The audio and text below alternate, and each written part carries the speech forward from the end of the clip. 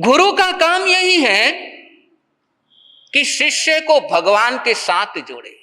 गुरु का काम होता है शिष्य को परमात्मा बना दे, सबके साथ जोड़ दे। गुरु वो नहीं होता कि सिर्फ अपने तक सीमित कर दे, कि बस मेरे दर्शन कर लिए और किसी के दर्शन करने की नहीं जरूरत, मेरी व्याख्यान वाणी सुन लेना और किसी की सुनने की नहीं जरूरत, मेरे को भोजन करवा देना और किसी को भोजन करवाने की नहीं जरूरत। ये गुरु के लक्षण नहीं है। एक भी संप्रदाय, एक भी परंपरा, समाज के अंदर एक भी झगड़ा ये तीर्थंकर के कारण नहीं है, ये धर्म गुरुओं के कारण है। और धर्म गुरु यदि एक हो जाए तो समाज में एकता पक्की है।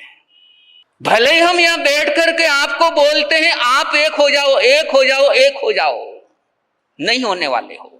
बंदो, यदि धर्म गुरु आपस में मिलने लग जाए तो समाज तो आपस में अपने आप मिलने लग जाएगा। धर्म गुरु यदि आपस में बात करना शुरू कर दे तो संघ समाज तो अपने आप शुरू कर देगा। तो जितने भी संघ समाज में ये झगड़े दिख रहे हैं, मानो या ना मानो, कहीं ना कहीं गुरु का बहुत बड़ा रोल है। स्वीकार करो या मत करो। और जब तक गुरु को गुरु की जिम्मेदारी समझ में नहीं आती है कि परमात्मा ने संतों को मुनीम बनाया, परमात्मा ने संतों को मुनीम बनाया और संत मालिक बनकर के बैठ गए, खुद को भगवान समझ बैठे, और तभी से ये रगड़े झगड़े शुरू हो गए। तो सामाजिक एकता, समाज के अंदर समन्वय, समाज के अंदर समरसता, समाज एक, ये सब कुछ समाज के जो कर्ता धर्ता है, समाज के जो कर्णधार है, उन पर डिपेंड रहता है, नेकी कॉमन पब्लिक के ऊपर। और जब तक समाज के कर्णधार एक ना हो, समाज की एकता हो ही नहीं सकती। आप लोग तो फिर भी आपस में मिल लेते हो, शादी विवाह में भी एक दूसरे के यहां पहुंच जाते हो, सुख दुख में भी एक जगह पहुंच जाते हो।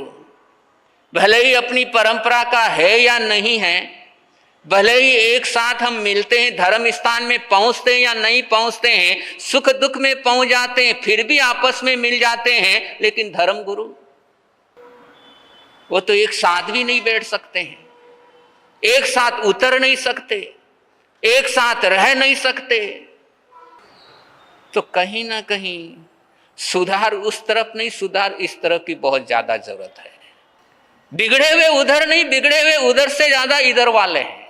और जब तक इधर वाले नहीं सुधरेंगे, बिगड़ा हुआ माहौल सुधर नहीं सकता, नहीं सुधर सकता।